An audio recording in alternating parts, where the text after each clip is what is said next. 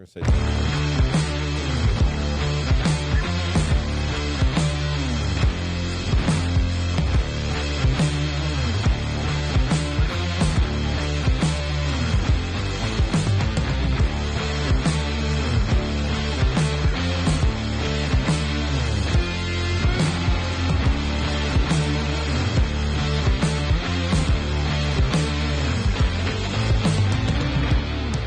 Hey guys, welcome into the Falaya Focus Studio for our second edition of What to Expect When You Inspect with our favorite inspector, Spence Maxcy from Advanced Building Inspections. Hello, everybody. Spence is a longtime friend, and we've been doing business for a long time. Figured you could come in and kind of, tell sellers, buyers, kind of everybody that's going to be using the Falaya platform or really just selling a house in general, what they can expect during an inspection, right? And kind of just hear your story and something like that. So I guess let's just kick it off with, what exactly is an inspection? Some people don't even know what the heck an inspection is. And so an inspection is essentially the broad stroke of the brush, telling you exactly what's readily accessible about the house, what deficiencies there are, how old equipment is, potential issues that you may be having in the relative near future, letting you know or giving you an idea of what you're getting yourself into.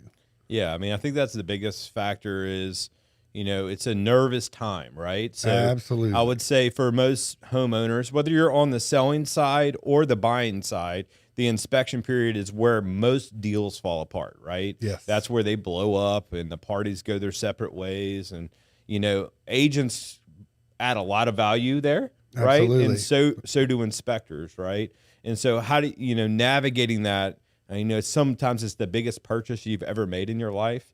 And so, you have, and then from a seller's perspective, sometimes they are so in love with the house. Everybody right? thinks their house is nicer than what it really is. That's exactly That's right. human nature, though. I mean, that's it, right? Everybody's thinks their house is so pretty and everything's perfect. And you usually take a lot of pride in that. So, sometimes I've seen sellers get a little, rattled from an inspection. Sure. So, that's why I kind of wanted to educate on, what to expect, when you're doing it. So I guess broad strokes, like what is an inspection? How long does it take? What are you kind of looking at in those type of things? So typically an inspection on site, and it depends on, some inspectors do the report on site, and that can take collectively 3-4 hours. Good God, on man. a 3-bedroom, 2-bath house. God, man, But please half do the of that- paperwork at home. Well, I do the paperwork at I home. Is know, why thank Barrett says God. that. Do you still have your assistant? So now private in the past year, I have someone, I'm on the phone the whole time and they're typing it up as I go. So that means whenever I get back to my office, I'm adding photos, editing, and then sending the report. But how I do it is different, and there's people out there need to know that it's not the most common way of doing things. Typically, people have an inspector that either goes through it at the conclusion and it's brief, and they may not even have a report to show as a frame of reference, or they have inspectors that do absolutely everything on site, print it on site, and email it on site, and they go through it at the conclusion. Right. Some people like having everything at the end. Other people like not wasting, hours at a time while you wait for someone to do paperwork. But yeah, I mean, I think, the biggest thing is just looking at the big hitters, right? Right. Like what is going to really kill you as a homeowner or a buyer or a seller, right? Right. A roof, AC, foundation, these are the big ticket items that typically kill deals or cause issues because there's a lot of dollars at stake. You know? People aren't expecting that. And aren't expecting that. So it's like, but that's what you need to do. You have to Right. get someone in there to look at those things, because if you don't, then you don't know what you're buying and you could end up with a lemon, right? So it's extremely important to get in there and actually, inspect the property fully. I guess shift gears a little bit. why did you become an inspector? I don't think I've ever asked you this question. I was like trying to think, like most of these questions that I had outlined. Sure. I was like, oh, I know exactly how Spence is going to answer this. I've heard it 1,000 times at the house, you know, but I haven't really heard why or how you became. So my story is, I was finishing school and I liked the idea of getting into construction or real estate. And I found it as a way that I could work for myself, which I was also very interested in, and figure out which direction I potentially wanted to go.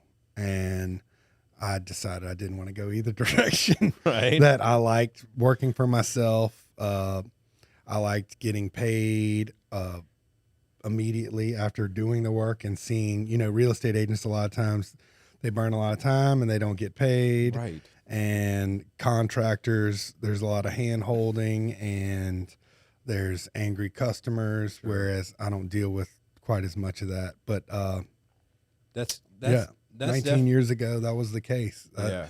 And I named my business Advanced Building Inspections because I wanted to be at the top of the yellow pages. That's how long ago that was. Yeah.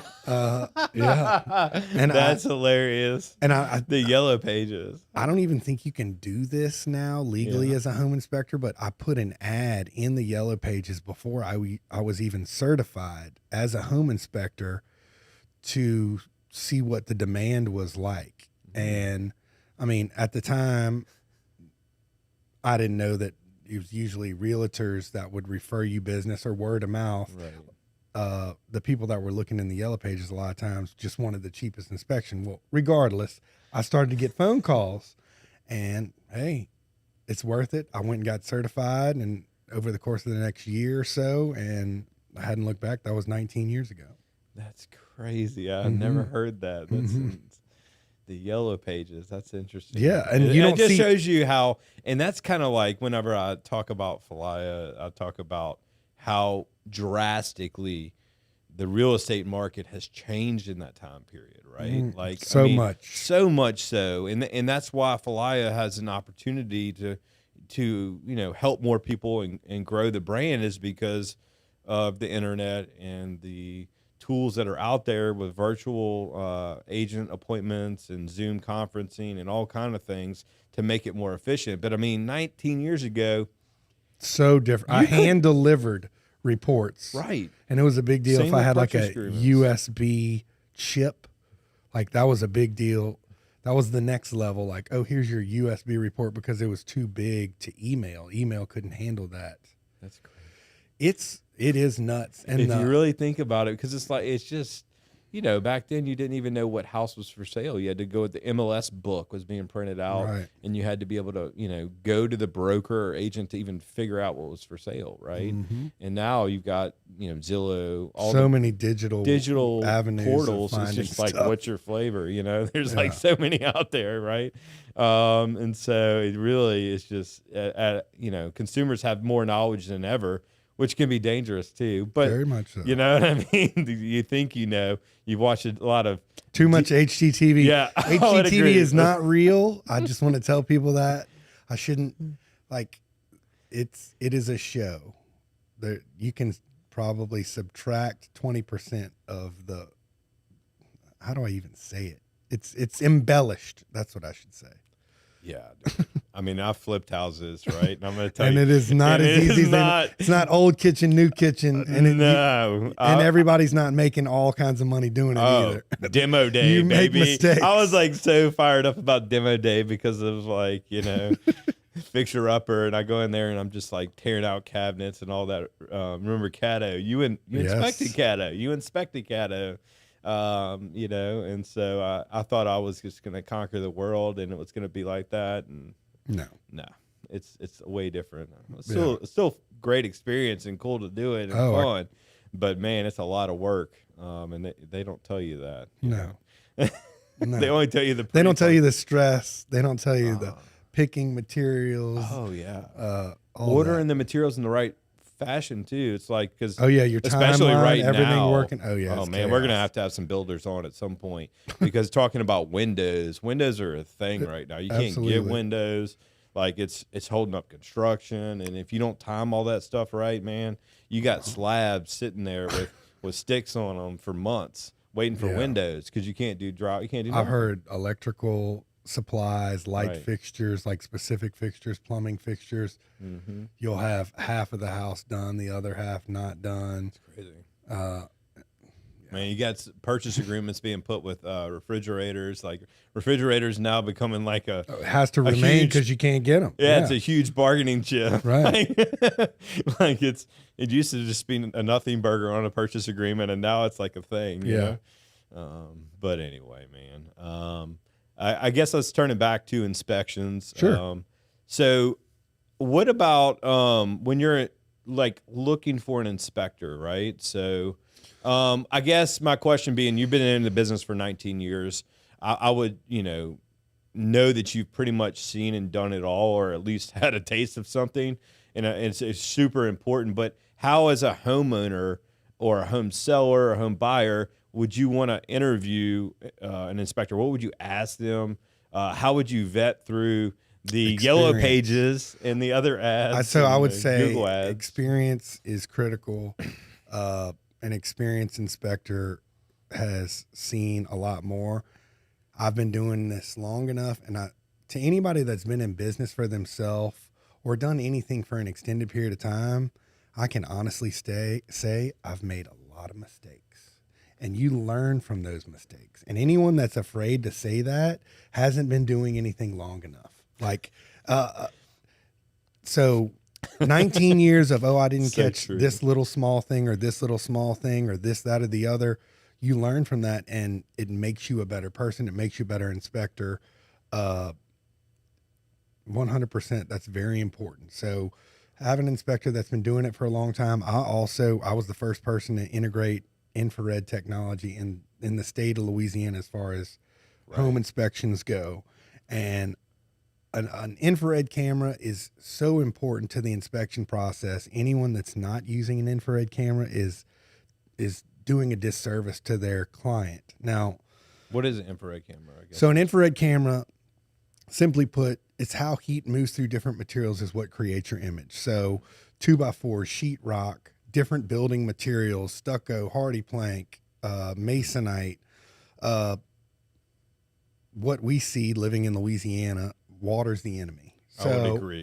That is the enemy. So water doesn't always travel in a straight line. So just because you see a water spot or a stain here or there doesn't mean that it's directly above that spot. And it's astonishing how many times I go into a house and I'll find that you'll have a stain in one area, or you won't even have a stain, or a lack of insulation. And with an infrared camera, it helps you identify the source. Right. So let's say you had a water stain 6 feet or 10 feet to the left, as opposed to attacking it from where the visible water is. You can actually, with the camera, see, it's actually over here. Let's start here. You're cutting down on the cost. And as far as a real estate deal goes, any real estate agents listening to this, it lessens the anxiety in the deal. So you're showing exactly what's what, where, and with that information is power. You're able to say it's going to cost. You can assume the cost a lot better than you normally would. Yeah. If that makes sense. Yeah, I agree. And I think that's something that I really wanted to add, was what agents can do in this process, because I think what I've experienced is the front end of things, right?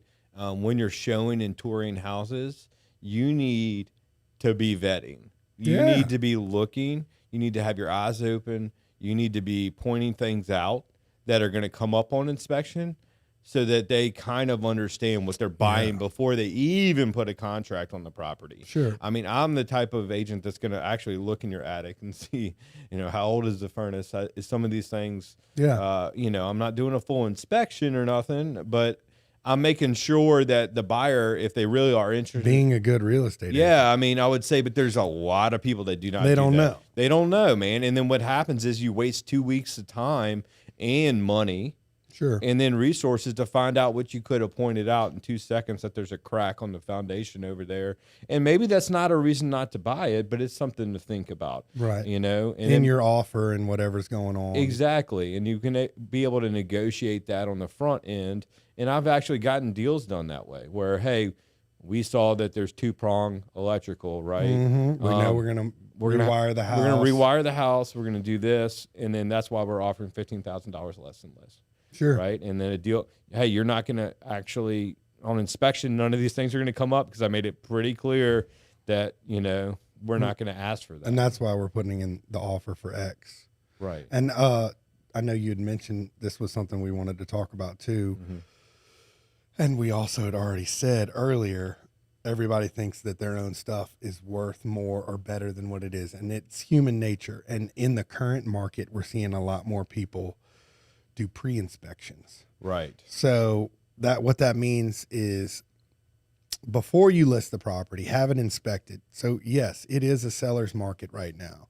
But at the same time, that doesn't mean that you're not going to get a buyer who's going to have a house inspection and they're going to come back with, well, it has all these problems. Well, and they want to negotiate around those problems. Having a pre-inspection can eliminate some of that by informing or fixing some things.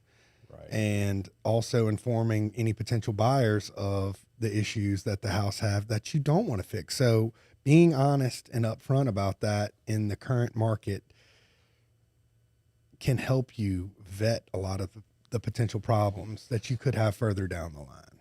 I agree. And I think those pre-inspections go a long way to setting the stage for a good deal. Right. Absolutely. And what I'm seeing more and more in the market right now is that buyers are trying to compete for houses, right? They are sometimes looking at multiple offers, lots of competition.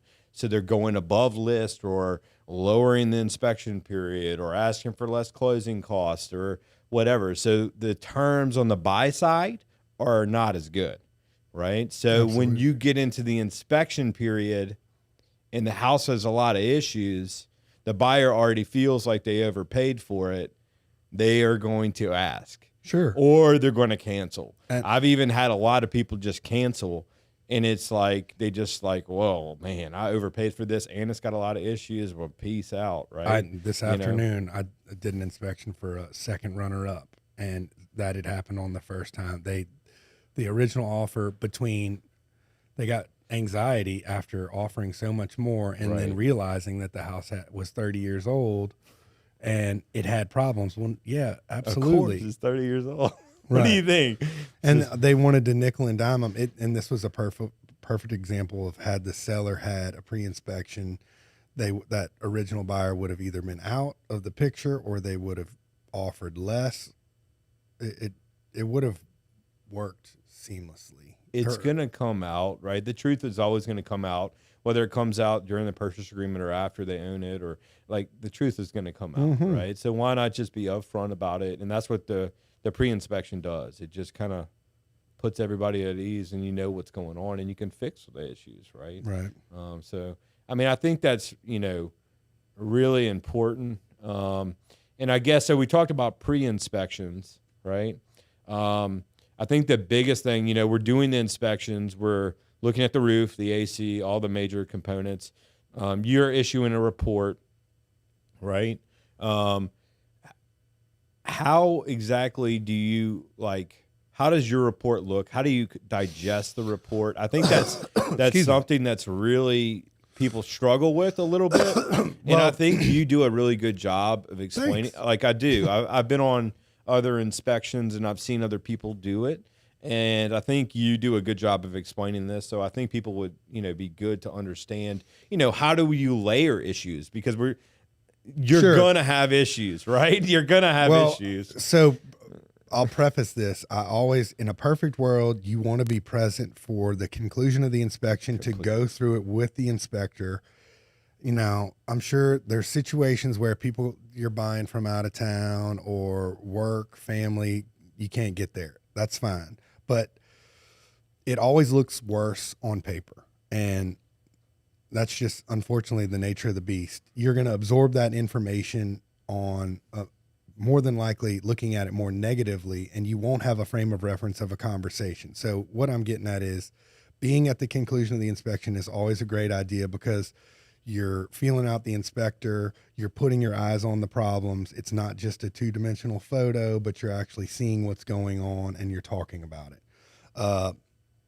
But how to digest it, like so layers of but this all leading into, on the inspection report, I have a summary page. Most people have a summary. Some people use checklists. I would avoid checklist home inspectors completely. I completely agree with that. I would completely agree with that, because all they're doing is checking boxes. Dude. Yeah, it's like, does this work? Yes.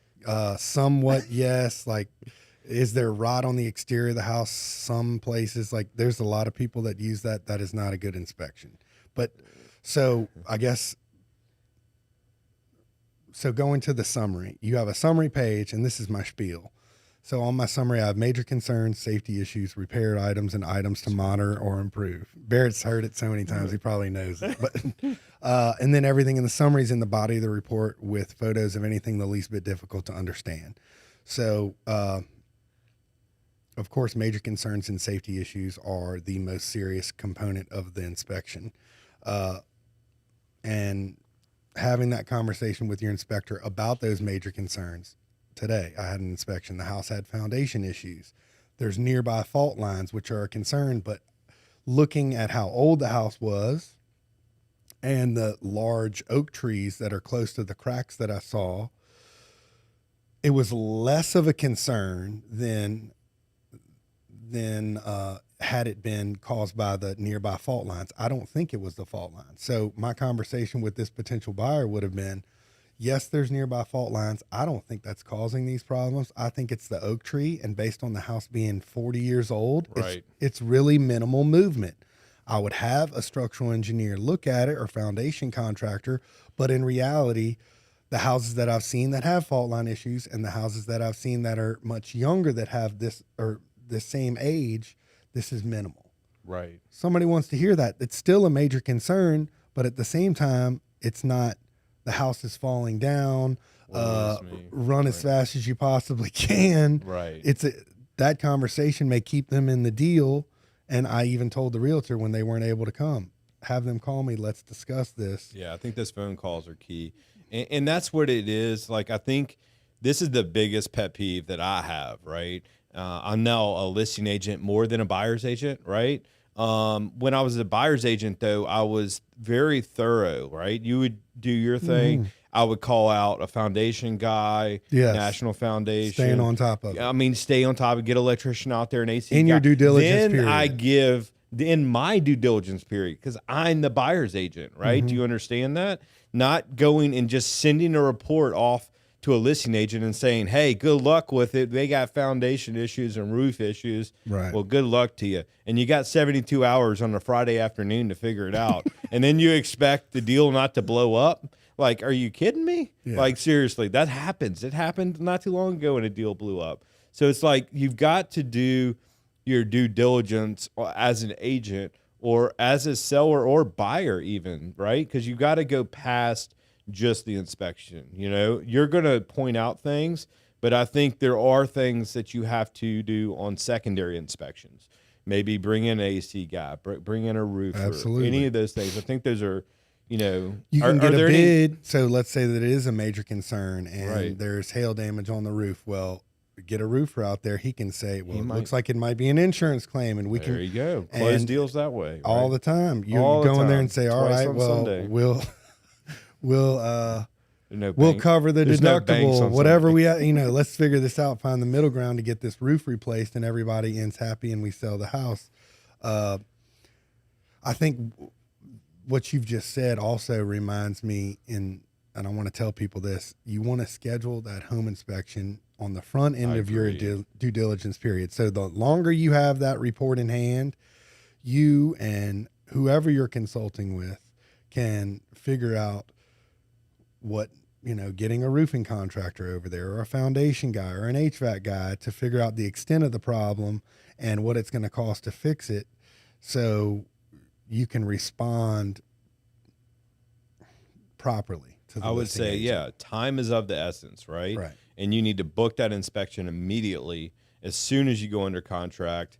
Number one, your schedule fills up, right? Number two, you might have to do secondary inspections. And let me tell you the power of doing the secondary inspections. Okay, there's a foundation issue.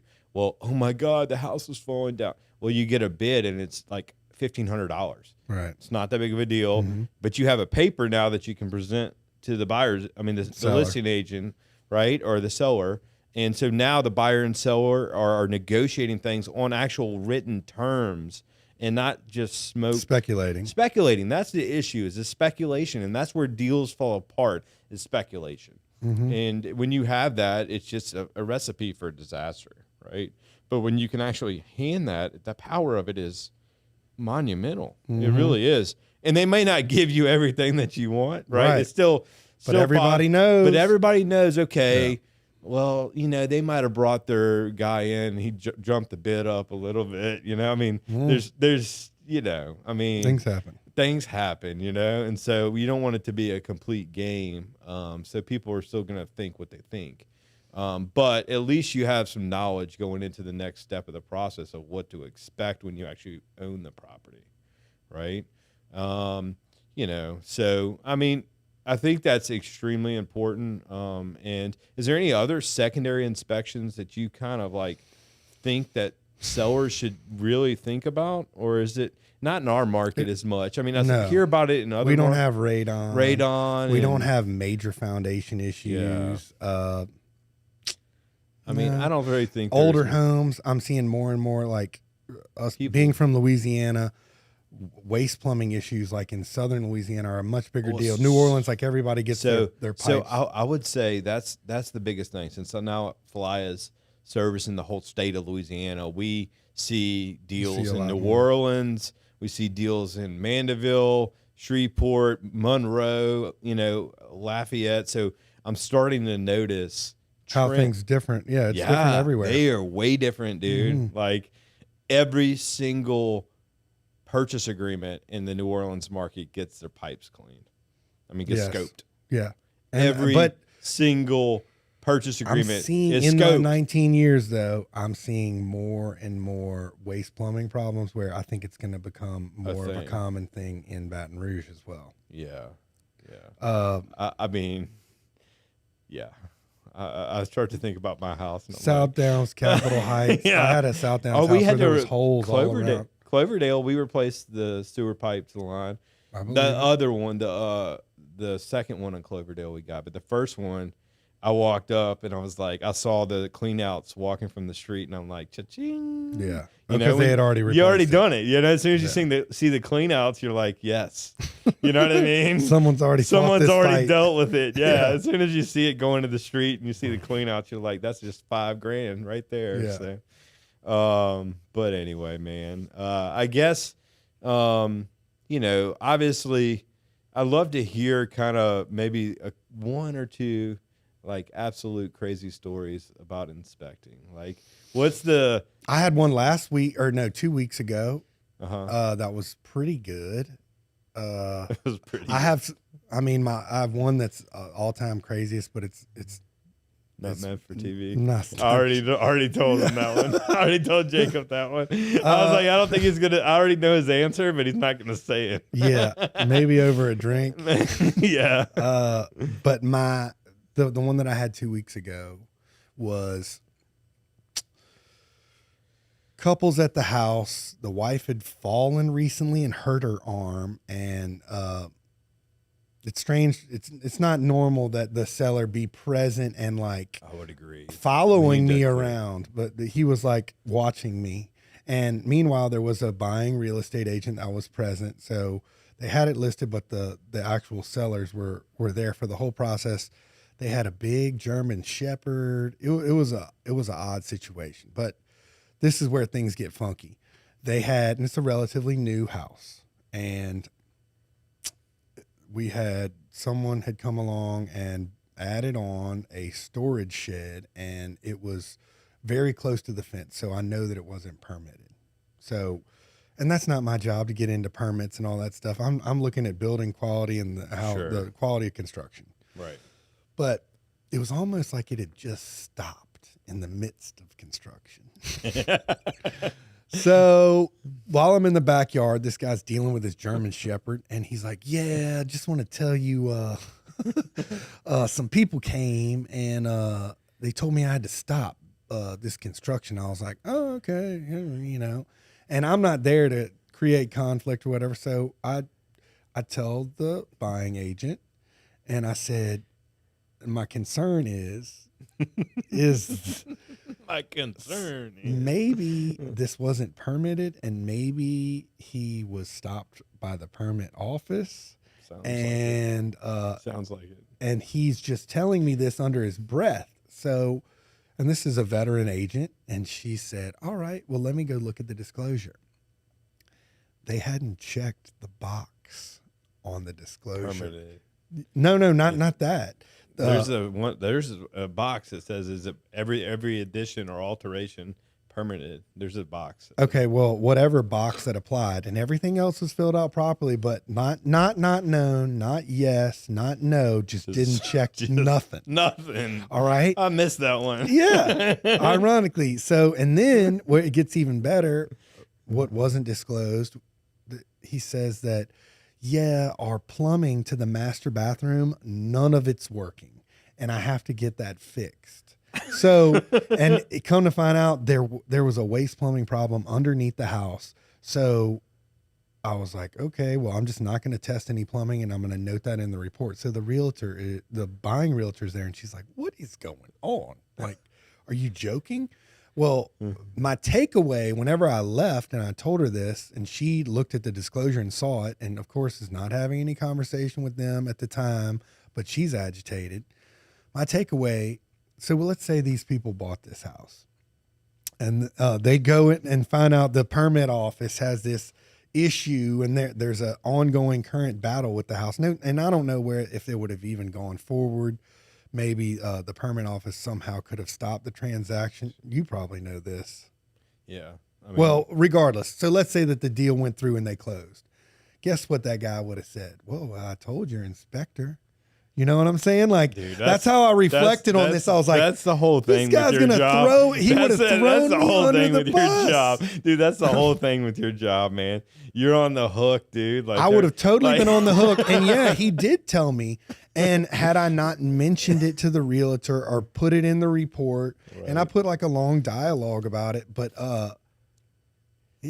that was sketchy, and that was 100% the guy was trying to get over on me, if not the situation. My experience tells me if a seller wants to be present, something's up. Something's up, bro. You know what I mean? I'm just saying, like they're nervous. I mean, maybe not, but I would say like my experience has been if they need to be present, that they're scared. But some people, I've had a couple that just wanted to be there. And or like the work from homers that are just like, I'm just going to be in my office. I don't want to say 100%, but and I've had some that I know for a fact that was the case. Like, you know. There's been times where they're present and I've had questions, and I've liked that they're there too. We've had a deal with that one time with the for sale by owner, and you inspected it. And I was like, well, let's just running through a list of this light isn't working. This is going on here. Have you had an issue? And GFCIs, it probably, you know, how do you fix the GFCI? How's this? Yeah. The worst when you pop a GFCI on a hot tub and you can't get to it. Oh. Oh, God. Or a room, they're moving and there's a room full of stuff and you can't find the reset, and then there's refrigerators that you realize that are on the circuit. Oh, yeah. I've had all that happen. As soon as you pop the GFCI, you're like, please, God. Yeah, you hear it, but you're like, it's behind an ocean of things over in the other side of the room. I'm like, oh, no. Oh, no. It's funny, though, whenever I go through someone's house, let's say I go to a random person's house or a friend's house or a party or whatever, and I'm like, hey, where's the bathroom? Where most people are like slow to walk through people's houses. I'm sure you're guilty of this too. I'm like, yeah, whatever. All right, just walk through. Or whenever someone buys a house and they're like, do you want to see the house? I'm like, no, I mean, not really. I look at houses for a living. Like, it's a beautiful house. Yes. Yeah. I'll just sit on the couch. So do you get numb to houses? That's an interesting dynamic. Like, I mean, Do I you get get numb to excited like about the your cookie own cutter house? stuff. Like, do you get excited about your house? Absolutely. Yeah. I mean, yeah. I But- do too. Remember when you inspected my house, dude? Your house is very interesting and it's not cookie cutter, of course. Oh, I no. like that. Oh yeah. Halfway through, you were like, you literally looked at me. He looked at me and was like, "Do you want me to stop right now? Like seriously, dude, do you want me to stop?" All Like old the wiring. report was astronomically long. We Yeah. killed a bunch of trees that day. Yeah, you know, yeah. But I bought it, And you completely renovated it, dude. though. I made you climb underneath there, dude. Like that's the one thing. Climbing underneath those houses, man. That's It's- I don't think people completely understand what it takes to inspect a miserable. house. It's not so easy as people think it is. Like to get a good inspector to crawl underneath houses, to look at them, to get in the attics and look in the right spaces. I Like, had an do you think there's inspection. enough people? Like I think some inspectors gloss over that. Like I don't think they. Well, it's this time of year. It's spring, fall, winter. People are like, "Man, you have a great job." Wait till Like, the summer, bro. They're like, "Oh, it's so nice," and you're out in it's like 70 degrees with the breeze outside. I'm like, "Oh, let me tell you, Let me tell you. when it's June, July, August, September, and I'm climbing underneath a house with a jumpsuit on, and they have a waste plumbing leak, and there's sewage everywhere." You would love to hear what's going through my mind. And like attics, oh, it's miserable. The one, I see you in that jumpsuit, man. I'm like, Yeah, The people crawl feel suit. bad for you. yeah, you kind of look like one of those like investigators and doing a crime. Like Yes. it's like I'm like, oh, look at Spence getting in it. Oh yeah, and and also this year was in Louisiana. I think all Louisiana, if not just Baton Rouge, I don't know, was a record rainfall year. So Dude. it rained in the summertime when it's that hot, and you combine wet. So I was changing clothes more frequently than I normally change clothes just from sweat. I'm wet and I'm sweaty. Yeah. Yeah, But it is a gratifying job because you help people. Just same thing what you're doing. no doubt. Achieve the American dream. you Yeah, know? and you're kind of your own boss, and you're Yes. controlling your own outcome. And it's like being an entrepreneur a little bit of going in and tackling something and creating something. And I completely get why you gravitated towards it, because it's Yeah. The by myself thing is nice too because I don't.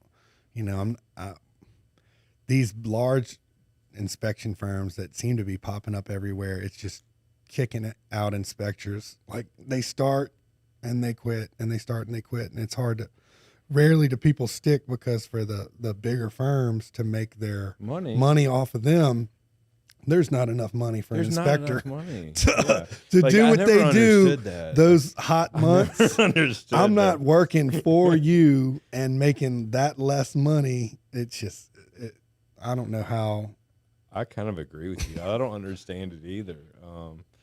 I guess I don't know. I think it really boils down to the way that they structure on the pest control side of things. Oh, yeah. And that's where they're making their money. And a little bit of construction and renovation. Like it's not the inspection is the $3.99 listing. It's the catalyst in the pest control. Right, it's the $3.99 listing that brings you full service listings, that brings you a la carte services, that brings you investors and other people that want to get invited to, excited about what you're doing, right? And I think that's what they're doing. I don't think the inspection's where the money is. It gets them in the door. It gets them in the door. I think that's where they're doing that. But I mean, there's no way you could scale that for an inspector to make that much money. It just doesn't make any sense. So let's talk about one more thing: new construction. So a lot of people are like, "Oh, I don't need an inspection. I don't need anything." Wrong, right? What do you think? Majorly wrong, especially in the sellers market right now. And I saw this like post Katrina, after Hurricane Katrina, with the demand, you could compare it to that's the closest thing to what we're going through right now, as far as I'm concerned. There wasn't as supply chain issues, but if there was something for sale, people were buying it, and things were moving quick. But what I'm seeing with new construction right now, I had an inspection in a very nice custom home and last week, and it was terrible craftsmanship because the demand is so high. The subcontractors, they're really not forced to put out as good of a product. It's true. At that they would point. normally have to, and it was bad, man. It was bad. It's interesting, and that's why it's almost like, because some of the builders I work with, I'm like, man, you just got to keep that nice clean look. And you're gonna take off, man, but do not cut the corners. Like there's a lot of that going on. You know what I mean? Now. Like there's so many people cutting corners because they think they can get away with it. Like, to your point. Well, where I was going with this is if you don't buy it, there's 10 people behind you. That's what I'm trying to say, dude. I've got the guy I just talked to. He's got one listed with us under contract. He's got 6 customs. Mm. I mean, yeah. And they're already prepaid on some of them. You know, well, like I've seen some people unbelievable. with the supply chain and he's issues. not that big of a builder. Well, he's not that big of a builder to be rolling like that. That's just showing you how much demand there is out there for the product, right? And supply is down so low. I've seen people that wrote contracts a year ago and the cost, and even more so like a year and a half ago, where that was when it seems like the costs have come down somewhat recently, but they have a little bit. Material cost, sure. Where they had gotten under contract for X amount of money, costs have gone up. Well, the builder's honoring it, but he's doing the worst job in honoring it. And I feel as though the anticipation of that was drag it out as much as I can and get out of this, and I can sell it to somebody else for more money. That's going on right now. Dude, I'm going to tell you. That's going on right now. I'm going to tell you. 100%. I've had people tell me that, but not tell me that. Yeah. Oh, yeah. Yeah. I could get more money for the house than like I'm under contract with this person. Well, they're also getting terms on prepaids for addition. I mean, you want brand new floors or hardwood floors. You used to pay at closing. You're going to pay now. Yeah. And if you cancel, I'm keeping the cash. Right? You see what I'm saying? Like, the contracts they want the money up front. Yeah, and they're phases. getting it. And they're getting it. You know, and you're invested $20,000 into this deal already. You're not going anywhere. So, you know what I mean? So it's like, it's almost a done deal at that point. So how does that change the back end with the trades and the... I had a builder a few weeks ago. I'm on a group text between the buyer and the builder, and they have a deadline on their loan to close. Sure, you got to lock the rate. Rates locked. Rates have gone up. They're going up right now. It's a problem. We're having a, it's an issue. Well, so the builder responds, whatever, they're running slow, conveniently, and the loan is supposed to close. You can't close on a house. You can't, exactly. You got to have occupancy, and you got to have insurance. You got to have so many different things, dude. Well, sure enough, the builder was like, well, I'm just trying to keep up with their deadline. And my response was, well, you can hold money out at closing, which no builder wants to do that. No. And you can buy more time on the rate. It'll cost you money, or you can get a new rate and buy that rate down to where the old rate was. And it was crickets whenever I put that suggestion out there. Those are all great suggestions. I mean, that's like legit suggestions. Yeah. I mean, that's the problem. That's how you're solving problems. Yeah. But are we going to solve the problem? The house isn't going to be ready. These are 3 things that can be done to make it work. Yeah, that's how I am, man. I'm a straight shooter. I'm like, you can agree to the terms, you can cancel it, or you can counter. It's not rocket science, right? Yeah. I'm interested in seeing where the supply chain situation goes going into the busier season. So most people sell in the summertime. There's more volume. Kids are out of school, all that stuff. It's always been the case. I shouldn't say always, but as long as I've been in the business, summertime is a busy time. Right. I'm interested to see how this summer goes with rates going up, still supply chain issues. It's another level of anxiety. Right. Unfortunately. Yeah. I mean, it is, especially when the selling season. I think there's a little bit of the interest rate, like you're talking about, creeping up, that I think has pushed buyers into the market too, right? Like, so I think Oh yeah. that there's And buyers. they're trying to buy big too. They're pushing their limits That's what I'm because they saying, want to which take advantage scares of the me low for rates. the next year, right? Yeah. Because all these buyers are going to be jumping this year, but then the rates are going to continue to go up. And then the people that want to move are locked in at 2.5 or 3%, but they think in a year and a half, if they want to move houses or, you know, How much more they're going to pay? they're going to have to pay so much. The switching cost is going to be through the roof, dude, in a couple years, in my opinion. I think it's going to, well, we never know what's going to happen. Shoot, No. COVID happened. I mean, you know, I guess I had a question. Like, I didn't even bring that up, really. How did COVID affect, to you at all? Well, I mean, it was definitely people were anxious and sellers wanted us to be clean. We wanted us to wear masks and gloves. And on the front end of COVID, when the unknown was at the highest level, that wasn't fun because, half of these people have surveillance cameras everywhere. I'm sure they're watching me. Like, does he have his gloves on? Is he touching this? And I don't blame people, but yeah, I'm having to wear a mask everywhere, and I'm having to wear gloves. And some people wanted me to wear booties on my shoes. Yeah, and it's hot, and spend sweat. But whatever. I'm glad the world is where it is right now, and hopefully it continues to get better. Yeah, no doubt. Right. It was kind of, we launched Falaya, Unlocked at the time, March 1st, 2020. Right.